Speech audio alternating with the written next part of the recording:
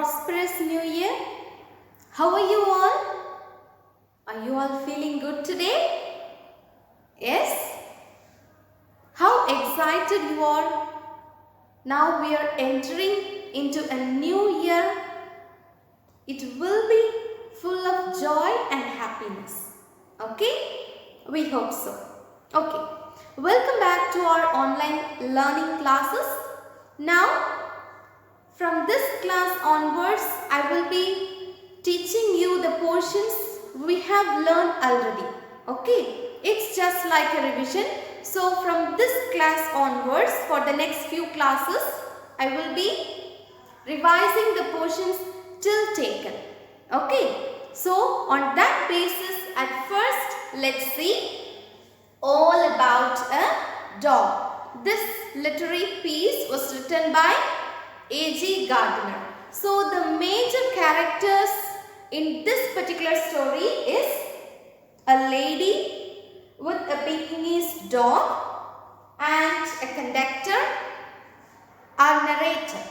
Our narrator referred this conductor as a resentful employee. Resentful means full of hatred and anger, because this conductor showed complete anger and hatred towards his passengers, right? So, the narrator, conductor, a little dog as well as a lady. So, these are the four major characters of this particular story. Now, I'll tell you this story in short. Here, in a cold wind night, a lady along with two other passengers and also a Pekingese dog. It's a variety, it's a kind of dog. So, they all entered into a bus. The conductor was a very strict and he showed his temper on the passengers. Because why is he showing such a temper or such anger towards the passengers?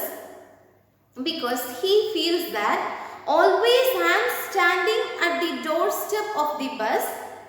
I have to face this cold, chill climate, but all my passengers are sitting comfortably inside the bus. So that makes a kind of jealousy or a kind of hatredness towards the passengers. So he is showing such a hatred or anger towards the passengers, on the passengers. Okay, that is the reason. Why should I suffer like this? I am standing at the doorstep of the bus. I should face or I should struggle in this cold weather, but all these people are sitting comfortably inside the bus. That is the main reason for his hatredness on his passengers.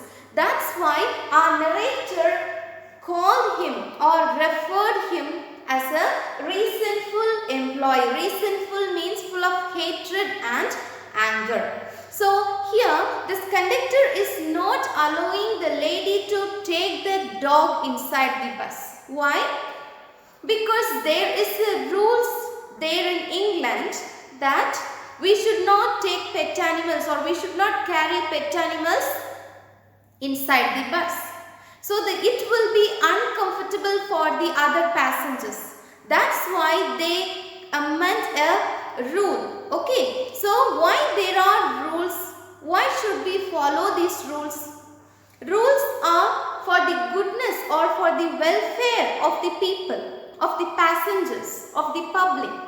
So here the rules that we should not allow pet animals inside the bus, because it will or sometimes it may hurt, it may harm the passengers, it may harm the public. But here this little dog, Pekingese dog, is a kind of soft and lovely, kind and quiet type of dog. It will never hurt others. It is not like a lion or a tiger. Can we carry or can we take a lion or a tiger inside a bus? No. Because it will hurt the passengers, it's harmful for the rest of the people.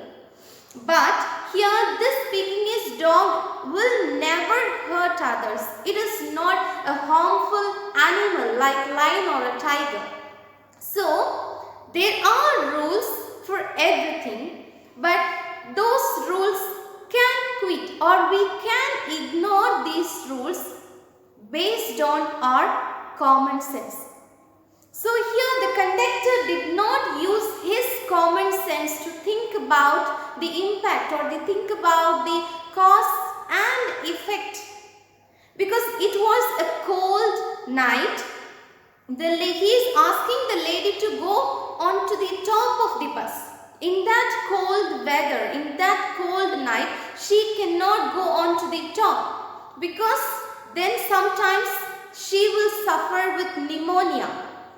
In England, the climate is entirely different from our nation. So the climate there is very worse. So she cannot go on to the top. This conductor did not think about the condition or think about the situation of that lady. He is compelling the lady to go on to the top of the bus. The conductor should have think about the rules by using his common sense.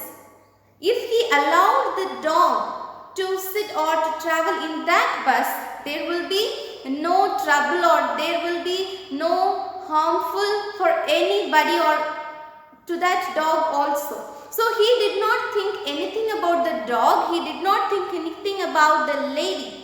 He wants to follow the rules strictly, but there are possibilities for him to ignore the rules based on or using his common sense. So this is the advice at last given by the narrator when he stepped out of the bus. This is what the story all about a dog. Is that clear, students? Now let's see the poem we studied, the invention of shoes. For everything in this world has a story behind its invention. Similarly, this is also like a story for the invention of shoes, which is written by Rabindranath Tagore. Here, Tagore is writing this particular poem like an epic story, like a story. Okay, here King Hobu, Minister Gobu and some wise men. They are the major characters. Who are they? King Hobu and his minister Gobu and some wise men of the land of his kingdom. Here, King Hobu don't want his feet to get dirt. He don't want to get his feet to spoil it with dust or with soil. So he wants his feet always to be clean, neat and tidy. So he wants to get a solution for this particular problem. Before the invention of shoes, people will walk in barefoot. So he wants to get rid of this problem. He wants to solve this problem.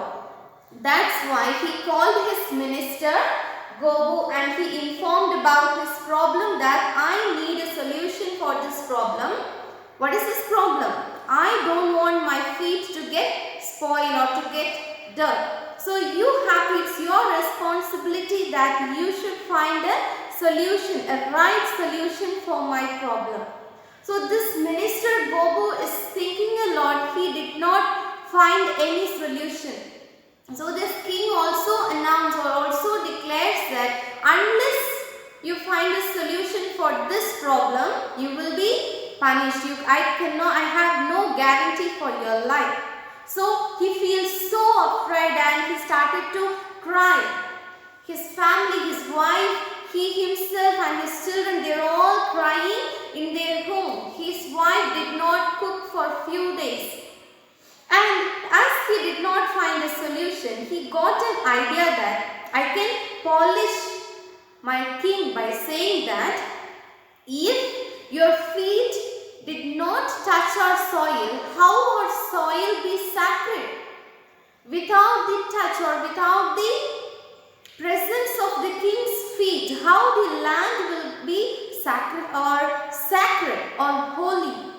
So without the presence or without the touch of the king's feet, the land will be unholy. So he is trying to polish the king. But the king did not listen to his words, and the king is firm. He is strong in his decision that I need a solution for this problem. So this minister Gobu make an announcement. So all the wise men of the land, they reached there. They reached this king's palace, and they are suggesting so many ideas. We can do this, we can do that. The first idea is they are telling that we can take away the dust by using a broom. So they bought thousands and thousands of brooms, and they started to clean the earth. And they also advised to the king that if we take away the soil particles from the earth, we cannot plant any crops, we cannot cultivate. Without soil, can we cultivate anything? No. So they are advising that we should not do this, because if we take away all the soil particles or all the elements which are on the earth, we cannot cultivate plants, we cannot cultivate crops. But the king is not ready to listen to their words. So he is firm in his decision.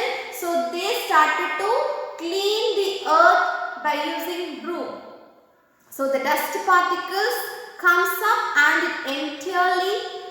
the dust is filled in the air. The king also is unable to breathe, because this dust particles enters into his chamber also, enters into his room, into his palace. So he is unable to breathe. Now he started to shout, why these stupid people are doing like this? I ordered them to reduce the dust. I ordered them to get a solution for this problem, but they increase the problem. They makes it more complicated. So this king is shouting at these people. Next, they decides to pour water everywhere. So they drained all the rivers, all the water bodies like ponds, lake, rivers, wells. Now all these water bodies or water resources are dried up, so they cannot cultivate plants. There is no transport facilities, because in olden days, in ancient time, how do people travel from one place to another? Sometimes through boat. So now there is no water in the river. How the transportation happens there? So without transportation, their marketing, their business, their economy is coming down. People are suffering with so many diseases, and so that particular solution is also it's a failure. Next, they decides to cover the entire land with mat. That is also an impossible solution. Finally, the king advised to these people that find a leatherman and ask him to cover the entire earth with a sack. Okay, so this is the advice of the king. So these people, everybody in his kingdom are in search of a leatherman, so that this particular leatherman will make a big sack so that we can cover the entire earth with that sack. So they are searching a leatherman. They cannot find the leatherman. Finally, an old leatherman came to the palace, and he suggested an idea that without this covering the entire earth is a complete failure. It is unnecessary. But I have an idea. There is no need to cover the entire earth. Just cover your own feet. And thus he invented shoes. This is the story. It looks like funny and it is filled with humor, but still we have so many things to think about the invention of shoes. Alright students, this is all about the poem, The Invention of Shoes, written by Rabindranath Tagore. Is that clear? Now let's see the next lesson, My Home Environment. This is a work written by Rabindranath Tagore, and this particular title, actually not the whole work. This is taken from Tagore's work, My Reminiscence. Here he talks more about his childhood experience, how he spent his childhood days. Okay. Here, this My Home Environment, here he is dealing with, or he is talking more about his childhood experience, not his adulthood experience. Alright. Here he talks more about his family members, how his family members are, what is their nature, what is their characteristics, how do they behave with others, how do they behave with their neighbors, with their family members, with young children. Okay, this is what we discussed in this lesson, My Home Environment. And Tagore is living in a joint family, not in a small family. He has so many brothers and sisters, so many cousins, so many uncles, aunts, grandparents. Okay, he is living in a joint family. And where is his native? It's in Bengal. Okay, so here he talked, at first he explained something about the structure of his house. He is saying that every day evening, myself and all other kids like me, we usually stand in the veranda and we usually watch the portico or watch the veranda who are all coming and going to my home, from my home. Okay, so every day Tagore could see so many visitors who are coming and going. So they are like the friendly environment there is so friendly. Okay, so he is saying that every day I could see so many chariots. In those chariots there are so many visitors who are coming and going. So I enjoy every evening. Okay, at first he describes about his home. Then he talks about his cousins Ganendra and Gunendra. Ganendra is his elder cousin. At first he talks about Ganendra, that is his elder cousin. Who is Ganendra? His elder cousin. So about this Ganendra, we came to know that he is a peculiar person. He is a patriotic person. He loved literature, he loved art, music, dance, drama, everything. So he loved all forms of art. All forms of art, which includes music, drama, literature and so on. Okay, so he loved art. And then one more thing, he loved literature and music. Then he loved to learn more about history of different countries. Some of us may have more passion or more attraction towards some field of study.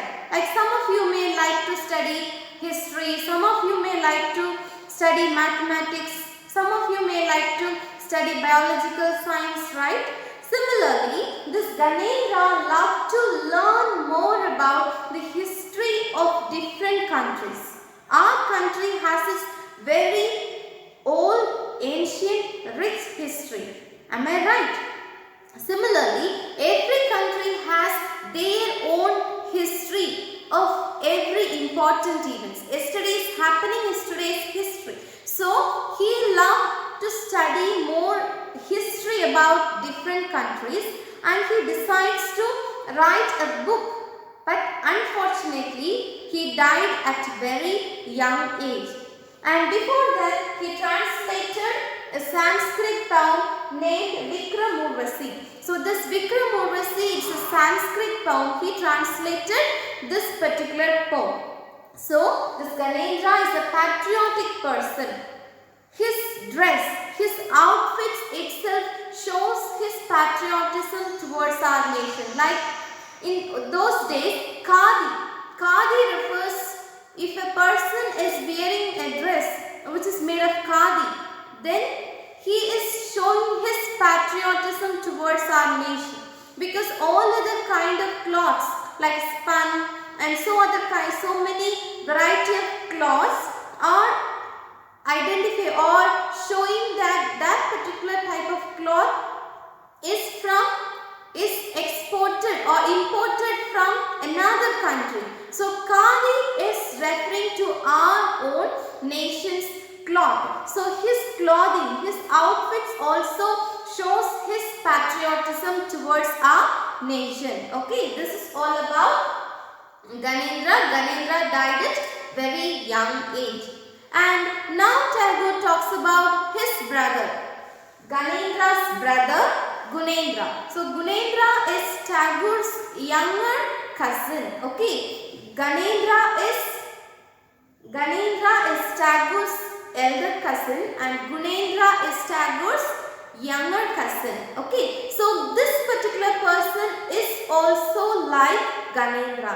He also has the capacity to attract others. His personality is good, is better, or is best, we can say. Okay, so he has the capacity to attract others with his personality.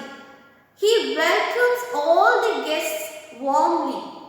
He will not show his hatred towards his guests.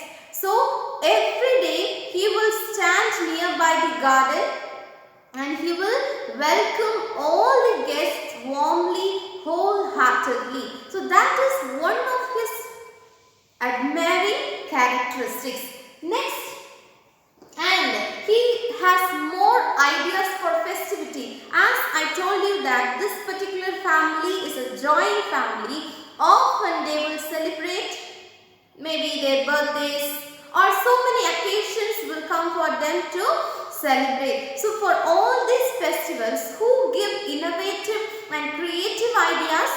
This Gunendra. So Gunendra's innovative and creative ideas make these functions in a meticulous, in a successful way. Alright. Next is, he gave a good conduct certificate to Tagore. When Tagore feels so happy to announce, to inform that my nephew Satya got first prize, so he feels so happy. Tagore feels so happy, but Tagore did not get any prize from school, but still he feels so happy as his nephew got a prize. So Satya got prize, but he did not get any prize, but still he feels so happy. He is not a self-conscious person. Tagore is not a self-conscious person. He loved everybody wholeheartedly. So this is one of the best characters of Tagore, and this is appreciated by his cousin Gunendra. Okay, so he gave a good conduct certificate to Tagore, as Tagore is not self-conscious. But today most of the children are thinking about themselves. They are so self-conscious. Okay, next, and he is leading, or he is taking care of their family business. Who is taking care of this family business? Gunendra. Gunendra is taking care of their family business, and Tagore is also talking about this business or the businessmen also. He says that for the business meeting, all these men, all the businessmen, they all will come to their home and they all sit in a particular room in their office, and it looks like a club, because in between their discussion about the business, they will chat or they will crack some jokes, they will laugh. So Tagore and all other kids could only hear these laughing sounds. So now he is thinking that though I could not understand anything more, in between their discussion about their business, they will laugh, they will crack some jokes. It's like here also he is mentioning about the friendly environment. So they are not only talking about their business matters, they also discuss about their family. So they are all like friends. So they all love their neighbors, they all love their businessmen, their co-workers. So this is what Tagore is mentioning about Gunendra. And he is also a good critic. Gunendra is also a good critic. How do we know this? Because Tagore as we all know that Tagore has the capacity to write poetry when he was very young. Maybe at the age of 7 or 8 he started to write poetry. Tagore started to write poetry at the age of 8. So all these poetries are appreciated, or this Gunendra will say some commands or some feedbacks about Tagore's poetry. So Tagore is saying that my cousin, my younger cousin Gunendra is also a good critic. He says some suggestions, some feedbacks about my poetries. And at last Tagore is saying that every day so many visitors are coming to my home. In the mujlis, in the living area, they all sit together. They all will discuss about their families, about their friends. It's not only for business purpose. They all come to take care of us. Okay, so they are not only coming to talk something about their business matters. They all come to my home in a friendly manner. But today, this is missing. Today, people are running behind money. They have no time to pause, or they have no time to sit together and spend time with their family members. This is what the difference between families once and now. Okay, this is what discussed in this lesson, my home environment. Footloose in Agra is a travel experience of Ruskin Bond. Here, Ruskin Bond is traveling in a rickshaw to see or to visit Agra, to visit Taj Mahal. So in this particular story, he talks about the perspective of man on others or on anything. So my perspective on something, some object or anything is different from yours. So this is what he discussed in this Footloose in Agra. Here he talks something about the river Yamuna, which is originated in Kalsi, and he talks about the difference between Agra and Delhi. Delhi is a metropolitan city and it is completely polluted. But in Agra, people are enjoying their life. People are enjoying their life in Agra. And the river also. The river Yamuna, which is originated in Kalsi, which is flowing in Uttar Pradesh, Madura. There the river is a source of life. It looks beautiful. It is very clean. But here in Delhi, the same river, but the condition of the river is entirely different. So he is comparing the difference between here in Delhi and in Madura in Uttar Pradesh. Okay. And then at last he reached the place, reached his destiny, that is Taj Mahal. And there, while he is wandering in the garden, he saw a little boy. This little boy is tasting a green color fruit, which is the fruit of Ashoka tree. It is not a tasty fruit. And for this little boy, Taj Mahal is nothing. Taj Mahal is just a building. So our narrator, Ruskin Bond, is saying that you are so lucky you can see Taj Mahal every day. But this little boy is saying, what is there in this building? It is just a building. And there is no change in this building. Every day I am looking at this building. But it remains the same. People who are coming and visiting this Taj Mahal keeps on changing. So the building remains the same. The beauty of the building before 300 years is same as the beauty of Taj Mahal in 2020. And in future also, the beauty of Taj Mahal remains the same. But the mind of the people, or the people from different background, people with different mindset, they all keeps on changing. So this little boy is saying that this building remains the same, but people who are coming keeps on changing. The people from high background or rich background to people of poor background will come and visit Taj Mahal. Now, until this time, the narrator or Ruskin Bond has different perspective on Taj Mahal. This little boy has different perspective on Taj Mahal. So now at this moment, this little boy is realizing for the first time he is looking at Taj Mahal with different perspective. Till now he could not find the beauty of Taj Mahal, but now he is looking at Taj Mahal and he is admiring at the beauty of Taj Mahal, and they realized that the beauty of this particular monument remains the same. Before 300 years it was a beautiful building. Today it is a beautiful building, and tomorrow in future it will be a beautiful building just like today and yesterday.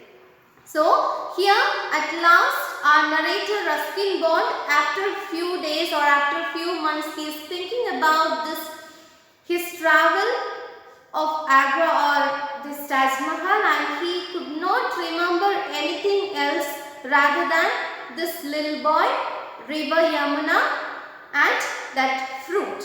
Okay, so this is just his travel experience about Agra, about Taj Mahal. So Footloose in Agra is nothing but the travel experience of Ruskin Bond. Alright.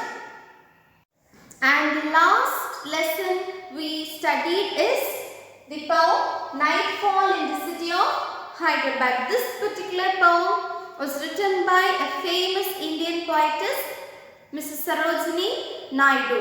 And here this poem deals with, or it describes the beauty of the city of Hyderabad.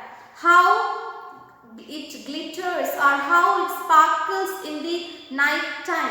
At first she talks about the twilight time, and then she talks about the river which is flowing there, and then she talks about the Muslim mosque there, and finally she is saying that this particular city is glittering, is sparkling, that they are eagerly waiting for the arrival or the visit of night.